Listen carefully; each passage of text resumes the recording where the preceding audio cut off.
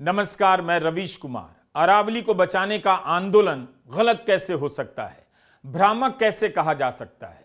क्या किसी नदी या पहाड़ को बचाने का आंदोलन गलत हो सकता है?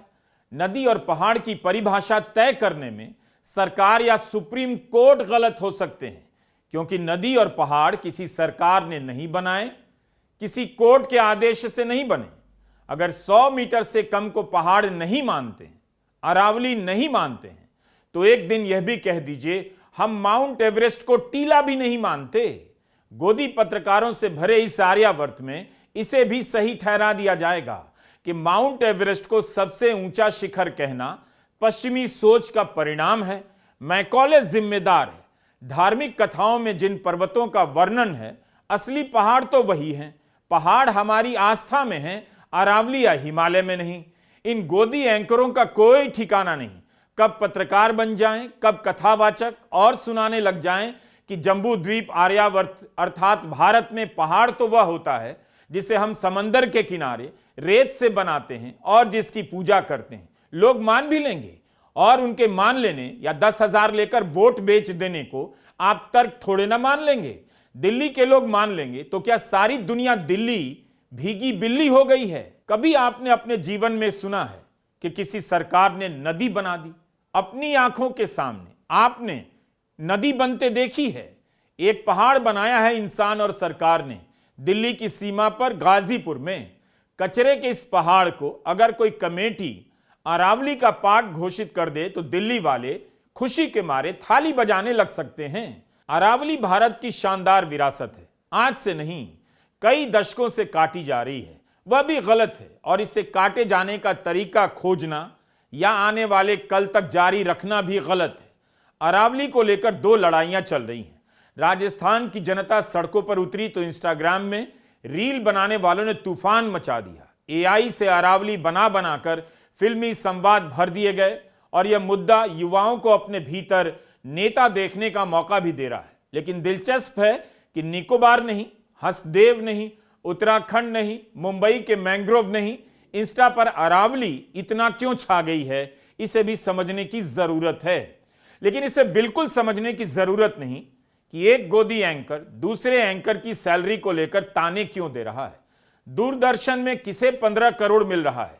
अर्नब गोस्वामी ताने क्यों मार रहे हैं? नाम लेकर क्यों नहीं बोल रहे? और प्रधानमंत्री मोदी से सवाल क्यों नहीं कर रहे कि दूरदर्शन के इस एंकर को 15 करोड़ क्यों मिल रहा है? किस कानून और नियम के तहत मिल रहा है? जब इसकी खबर आई तो क्या अर्नब गोस्वामी ने इसे लेकर सवाल उठाए थे, बहस की थी? अरावली की आड़ में 15 करोड़ को क्यों टारगेट कर रहे हैं? इसलिए इन बातों का कोई मतलब नहीं। अगर 15 करोड़ लेकर दूरदर्शन वाला सवाल नहीं पूछ रहा है तो उसी सरकार के पैसे से गोदी चैनलों को जो विज्ञापन मिलता है, उसके कारण तमाम चैनल तमाम मुद्दों पर सरकार से सवाल नहीं पूछते हैं।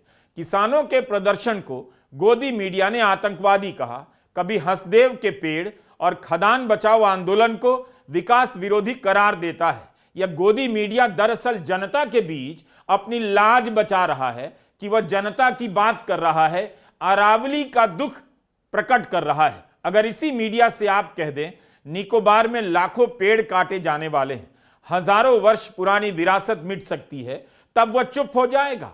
सोनिया गांधी ने हिंदी और अंग्रेजी में निकोबार को लेकर लेख लिखा। क्या अठन्नी चवन्नी को लेकर लड़ने वाले 2 गोदी एंकर, जिनमें से एक 15 करोड़ को लेकर गाली दे रहा है और एक लोकतंत्र को ही गाली दे रहा है, निकोबार के लिए बहस कर सकते हैं? इसीलिए फालतू की बहसों से निकलिए, छोड़िए गोदी एंकर एक दूसरे को क्या कह रहे हैं। जिनसे यमुना की चिंता नहीं हो सकी, ना हवा की, वो अरावली की चिंता नहीं कर सकते। दिल्ली में यमुना का हाल आपने देखा। छठ के समय कैसे तालाब बनाकर पानी साफ होने का दावा किया गया, और गोदी चैनल के एंकर गए थे घाट पर माहौल बनाने, मगर सौरभ भारद्वाज जो आम आदमी पार्टी के पूर्व विधायक हैं, उनको वीडियो बनाना पड़ा कि तालाब में पानी कहीं और से लाया जा रहा है, यमुना का साफ पानी नहीं है। जनता को धोखा दिया जा रहा है। छठ की बात गई, बिहार चुनाव बीत गया, यमुना की चिंता समाप्त हो गई। उसी राजस्थान से स्क्रोल के श्री गिरीश जलिहल ने रिपोर्ट की कि अदानी समूह के खिलाफ फैसला देने वाले जज दिनेश कुमार गुप्ता का उसी दिन तबादला कर दिया गया। मामला भी समझिए कि था क्या।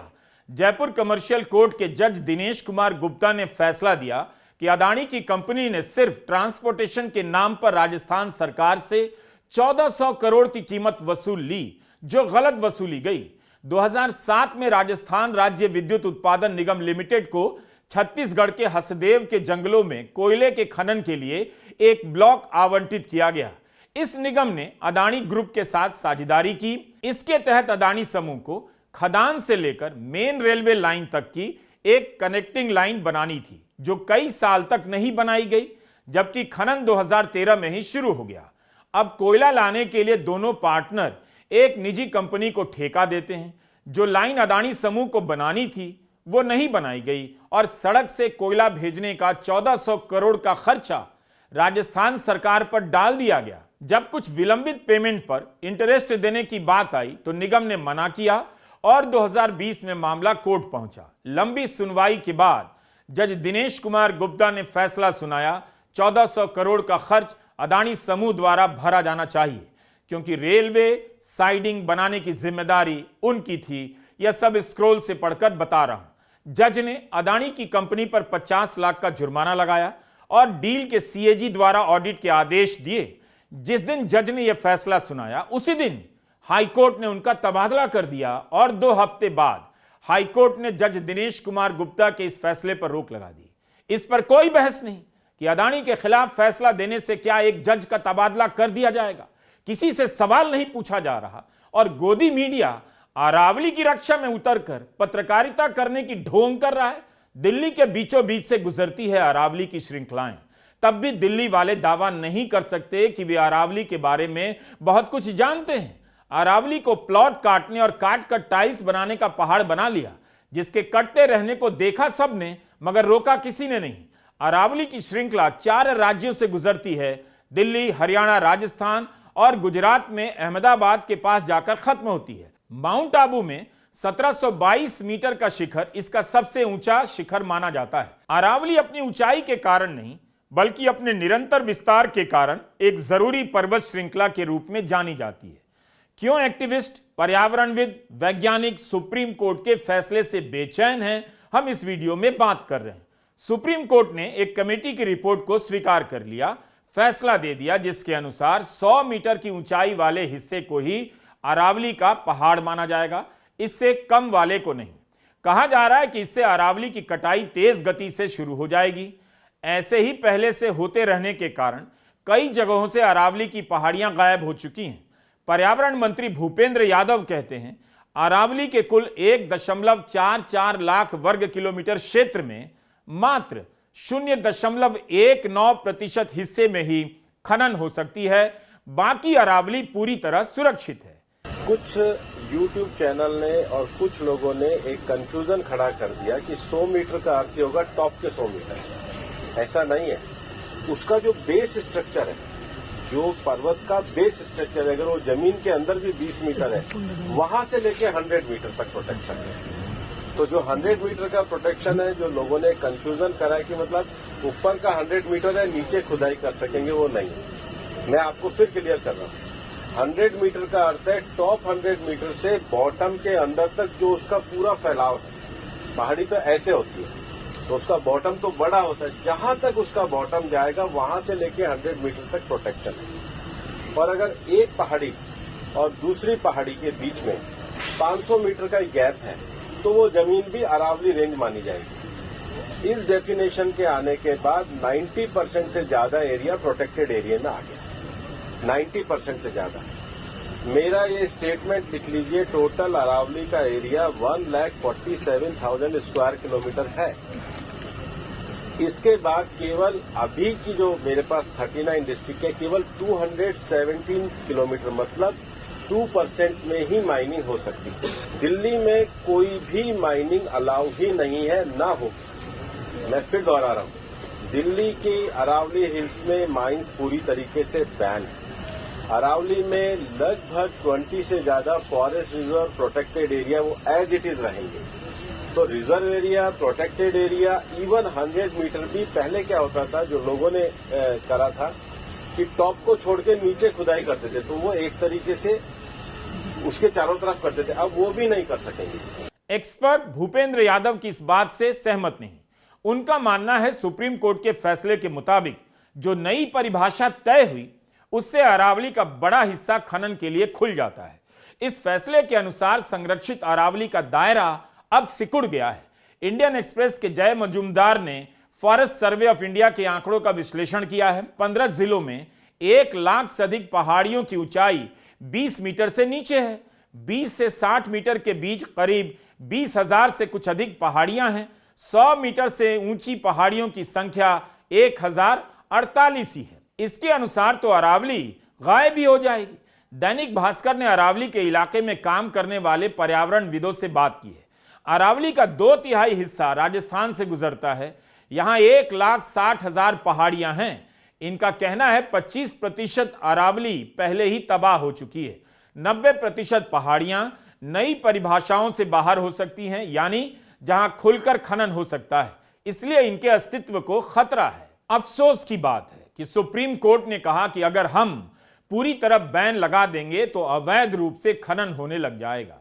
इससे भू माफिया, खनन माफिया पैदा हो जाएंगे, अपराध बढ़ जाएगा। इस बात के लिए कोर्ट की आलोचना हो रही है। अवैध खनन नहीं रुक सकता तो खनन की इजाजत दे दी जाए।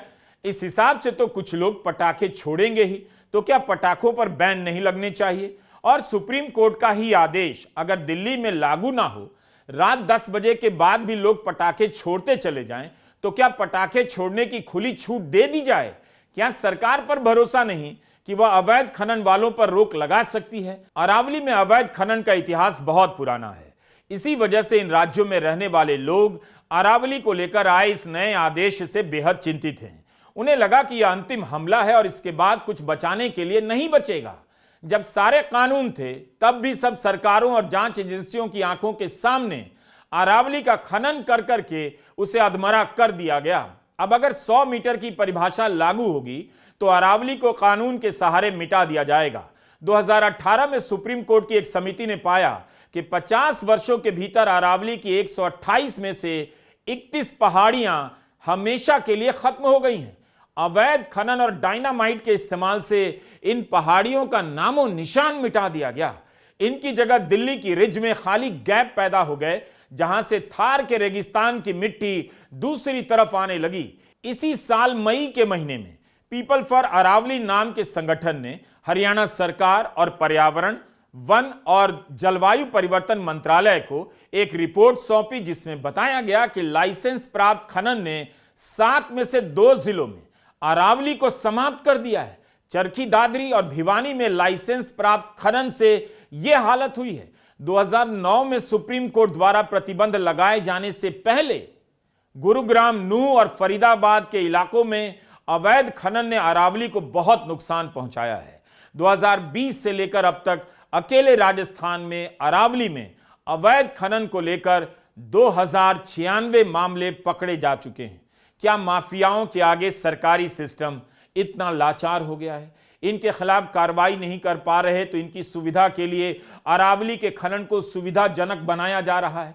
देखते देखते सबकी आंखों के सामने अरावली का वजूद मिट रहा है। मई 2024 में तत्कालीन चीफ जस्टिस BR गवई ने तय किया कि अरावली में खनन और खनन की याचिकाओं को मिलाकर इस मामले को एक साथ सुनते हैं। उन्होंने ही तय किया कि सारी एजेंसियां मिलकर बताएं अरावली श्रृंखला की परिभाषा तय की जा सके। इसके लिए एक कमेटी बनी जिसमें वन मंत्रालय, पर्यावरण मंत्रालय, राज्यों के वन मंत्रालयों, forest survey of India, geological survey of India और सेंट्रल एम्पावर्ड कमेटी को शामिल किया गया। आधार यह था कि अरावली किसे कहें, इसकी कोई सर्वमान्य परिभाषा नहीं है, अब तय होनी चाहिए। चारों राज्यों में अलग अलग पैमाने हैं। 21 नवंबर को तत्कालीन chief justice BR Gavai, justice NV Anjaria, justice K Vinod Chandran ने अरावली की परिभाषा पर कमेटी की रिपोर्ट स्वीकार कर ली। इसके अनुसार अरावली जिलों में भूमि का वह स्वरूप है जिसकी ऊंचाई 100 मीटर या उससे अधिक होगी, अरावली की पहाड़ी मानी जाएगी। 500 मीटर की दूरी पर 2 या 2 से अधिक अरावली की पहाड़ियां होंगी तो अरावली रेंज कहेंगे। 3 अरब साल पहले से अरावली बनने लगी थी। माना जाता है यह 2 अरब साल से मौजूद है। राजस्थान, गुजरात, हरियाणा और दिल्ली का अस्तित्व कब आया? याद कीजिए, ये राज्य अरावली की परिभाषा तय कर रहे हैं क्योंकि खनन करना है। हरियाणा ने अरावली की परिभाषा तय नहीं की। हरियाणा के एक सेवानिवृत्त वन अधिकारी एमडी सिन्हा का बयान अखबार में छपा है कि ऊंचाई से अरावली को तय करने का कोई वैज्ञानिक आधार नहीं, तार्किक भी नहीं। एमडी सिन्हा कहते हैं कि इसी सुप्रीम कोर्ट ने पहले परिभाषित कर देने से इनकार कर दिया और इसकी निरंतरता को ही अरावली का लक्षण माना, जो दिल्ली से लेकर गुजरात तक फैली हुई है। 100 मीटर की ऊंचाई वाला सुझाव राजस्थान सरकार ने पहले भी दिया था। पूर्व मुख्यमंत्री अशोक गहलोत ने इसके बारे में बयान जारी किया है। 2010 के अंदर एफिडेविट दिया गया था 16 फरवरी को। 3 दिन में ही 19 तारीख को ही 2010 को सुप्रीम कोर्ट ने उसको खारिज कर दिया, जो 100 मीटर की रेंज में माना गया था अरावली को। उसके बाद में क्या जरूरत पड़ी कि 2024 के अंदर उसी परिभाषा को, जो खारिज हो चुकी थी सुप्रीम कोर्ट में, स्टेट गवर्नमेंट की सिफारिश पर, भाजपा की स्टेट गवर्नमेंट की सिफारिश पर केंद्र सरकार ने उसी को पैरवी के लिए सुप्रीम कोर्ट में ले गए। दुर्भाग्य से सुप्रीम कोर्ट ने उसको एक्सेप्ट कर लिया और हाहाकार मचा हुआ सब जगह, क्योंकि अगर अरावली नहीं बचेगी तो आप सोच सकते हो कि उसके परिणाम क्या होंगे वर्तमान पीढ़ी के लिए भी, आने वाली पीढ़ियों के लिए भी। अरावली खाली पहाड़ नहीं है, ये जीवन रेखा है राजस्थान के लिए भी और जो अन्य प्रदेश है, चाहे गुजरात हो, चाहे वो दिल्ली हो, चाहे हरियाणा हो। इसलिए हमें सोचना पड़ेगा किस प्रकार से इस फैसले पे पुनर्विचार करने के लिए मजबूर करें सुप्रीम कोर्ट को भी। उसके लिए भारत सरकार को आगे आना चाहिए। पर्यावरण मंत्री भूपेंद्र यादव राजस्थान के हैं। राजस्थान के ही हैं पूर्व मुख्यमंत्री अशोक गहलोत। दोनों के बीच डीपी युद्ध छिड़ा हुआ है। अशोक गहलोत ने ट्विटर पर अपनी तस्वीर हटाकर #सेव अरावली का स्टिकर लगा दिया और पर्यावरण मंत्री भूपेंद्र यादव ने भी जवाब में #अरावली इज सेफ नाम से स्टिकर लगा दिया। आज आप सिर्फ सेव अरावली डीपी बदलने से काम नहीं चलता है, काम चलता है दृढ़ इच्छा शक्ति से, काम चलता है काम करने से। इस तरह से मत बरगलाइए हमारे राजस्थान के भाई बहनों को। हम आपसे कहना चाहते हैं, हम किसी भी तरह से अरावली के साथ छेड़छाड़ नहीं होने देंगे। यही चल रहा है, जबकि कोई पूछने वाला नहीं, बताने वाला नहीं कि पिछले 10 साल में, 20 साल में अरावली कहां कहां गायब कर दी गई। इसलिए कि अरावली के साथ क्या कोई आस्था नहीं जुड़ती, इसके अस्तित्व को निर्ममता से कुचल दिया जाए। इसकी पहाड़ियों पर मंदिर बने होते, तीर्थ स्थान होते, तब क्या यही फैसला आता?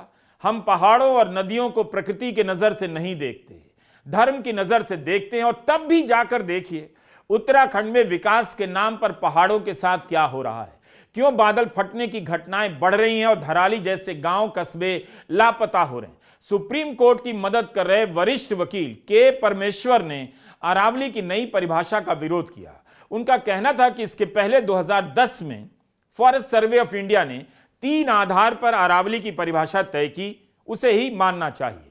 अगर 100 मीटर का मानक माना गया तो अरावली की सभी पहाड़ियां जो इससे कम की होंगी उनका खनन होने लग जाएगा। फॉरेस्ट सर्वे ऑफ इंडिया के अनुसार पहाड़ का स्लोप यानी ढलान 3 डिग्री से अधिक होना चाहिए। पहाड़ी के आसपास 100 मीटर का बफर इलाका होना चाहिए और घाटी की चौड़ाई 500 मीटर होनी चाहिए। अरावली का वजूद उसकी निरंतरता में है। अगर बीच की पहाड़ी को आप इस आधार पर मिटा देंगे कि उसकी ऊंचाई 100 मीटर से कम है, तब अरावली की निरंतरता टूट जाएगी। अगर कमेटी की परिभाषा स्वीकार कर ली गई तो अरावली क्षेत्र के पर्यावरण और पारिस्थितिकी दोनों ही खतरे में पड़ जाएंगे। इसके जवाब में भारत सरकार की वकील ऐश्वर्या भाटी ने कहा कि नई परिभाषा में ज्यादा क्षेत्रों को शामिल किया गया है। पुरानी परिभाषा के अनुसार अरावली रेंज का बड़ा हिस्सा बाहर रह गया था। सुप्रीम कोर्ट ने सरकार और कमेटी का पक्ष स्वीकार कर लिया। इस बात का सटीक अंदाजा नहीं मिलता कि पुरानी परिभाषा के हिसाब से कितना इलाका था, नई परिभाषा के हिसाब से कितना इलाका आया है। बात यहां 100 मीटर की ऊंचाई की है। इसे ही लेकर आपत्ति हो रही है कि इससे कम की पहाड़ियों को खनन माफिया के बाद अब खनन कंपनियों को सौंप दिया जाएगा तो कानून की आड़ में अरावली का वजूद समाप्त होना शुरू हो जाएगा। आप सभी को इंडियन एक्सप्रेस में जय मजूमदार की रिपोर्ट पढ़नी चाहिए, इससे और बातें स्पष्ट होती हैं। जय बता रहे हैं कि पर्यावरण मंत्रालय ने इस परिभाषा के आसपास कितना खेल किया है। मामला जरा टेक्निकल है, लेकिन इन तकनीकी बातों के आधार पर पहली बार पहाड़ों और जंगलों के साथ यह खेल नहीं खेला गया, पहले भी खेला गया। पता होता है कि आम जनता इन तकनीकी बातों को समझ नहीं पाती और विकास की दवाई समझकर गटक जाती है। अब तो लोग 10,000 लेकर वोट भी बेच आते हैं, तो जनता को चुप कराना पहले से अधिक आसान हो गया है, सस्ता भी। फॉरेस्ट सर्वे ऑफ इंडिया की पुरानी परिभाषा के अनुसार किसी भी इलाके को पहाड़ी घोषित करने के लिए 3 डिग्री की ढलान का पैमाना इस्तेमाल किया जाता था। इस परिभाषा का विरोध करते हुए मंत्रालय ने अदालत में कहा, अगर आप 4 राज्यों के 34 जिलों में अरावली के औसत स्लोप को देखेंगे तो 12 जिले इस परिभाषा में नहीं आ पाएंगे। अब देखिए यहां क्या चालाकी की गई। इंडियन एक्सप्रेस के जय मजुमदार की रिपोर्ट सरकार की इस चालाकी की पोल खोलती है।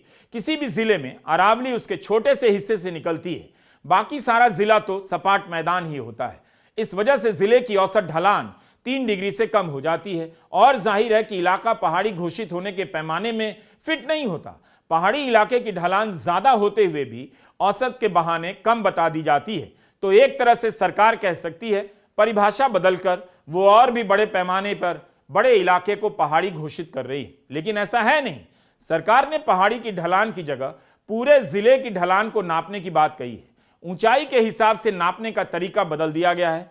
अगर कोई पहाड़ी 190 मीटर ऊंची है और समुद्र तल से जिले की ऊंचाई 100 मीटर है तो पहाड़ी को 90 मीटर का माना जाएगा, जबकि पहाड़ी को उसके आसपास की जमीन से नापा जाता है। इस फैसले के हिसाब से ऊंची पहाड़ी भी छोटी हो जाएगी। तो इस मामले को आपको धीरज के साथ समझना है। गोदी स्टूडियो में एंकर के गदा लेकर उछलने से आपके अंदर गुस्सा तो भड़केगा, लेकिन बात समझ नहीं आएगी कि अरावली के साथ क्या खेल हुआ। यह क्यों समझना जरूरी है। इस तरह से समझने लगेंगे तो आपको दिखेगा निकोबार में क्या गेम चल रहा है, छत्तीसगढ़ के हसदेव में क्या हो रहा है और बॉम्बे हाईकोर्ट ने 45,000 मैंग्रोव के पेड़ काटने के आदेश क्यों दिए, इसका आधार क्या है, किस तरह से ऐसे फैसले लिए जा रहे हैं। क्योंकि मामला केवल अरावली का नहीं, मामला पूरे देश के प्राकृतिक संसाधनों का है। इसी मोदी सरकार ने जंगल गिनने का तरीका बदल दिया। जंगलों में किस तरह से खनन होगा उस पर वहां रहने वाले लोगों के अधिकारों को कमजोर किया गया। उस पर कोई गोदी एंकर गदा लेकर स्टूडियो में नहीं कूद रहा है। दरअसल हम सभी इस बात से अनजान हैं कि अरावली के साथ क्या हो रहा है। गोदी मीडिया का मुख्यालय अरावली रेंज से बहुत दूर नहीं, लेकिन उसके कैमरे भी कभी उन माफियाओं की तलाश में नहीं गए जो अवैध रूप से खनन करते रहे, और उन अफसरों और मंत्रियों के पीछे नहीं गए जो तरह तरह के नियम बना रहे थे ताकि कानूनी रूप से अरावली का खनन किया जा सके। पहाड़ काटो, जंगल काटो और बनाओ सफारी पार्क। सबको पता है कि दिल्ली वालों के बच्चे अपने अपने स्कूलों में हर साल पर्यावरण पर ड्राइंग बनाते हैं। ड्राइंग कंपटीशन होता है, मम्मी पापा को अच्छा लगता है। बच्चे ने जंगल बनाया, शेर का फोटो बनाया, फूलों का फोटो बनाया। पॉलिटिक्स से बचने का बहाना मिल जाता है कि हम पॉलिटिक्स से दूर रहते हैं, बस पर्यावरण की चिंता करते हैं। अब वहां भी बात करने के लिए हवा उन्हें पॉलिटिक्स की तरफ धकेल रही है। जा नहीं रहे। यमुना पर चुप रहे, अरावली पर भी कब तक चुप रहेंगे।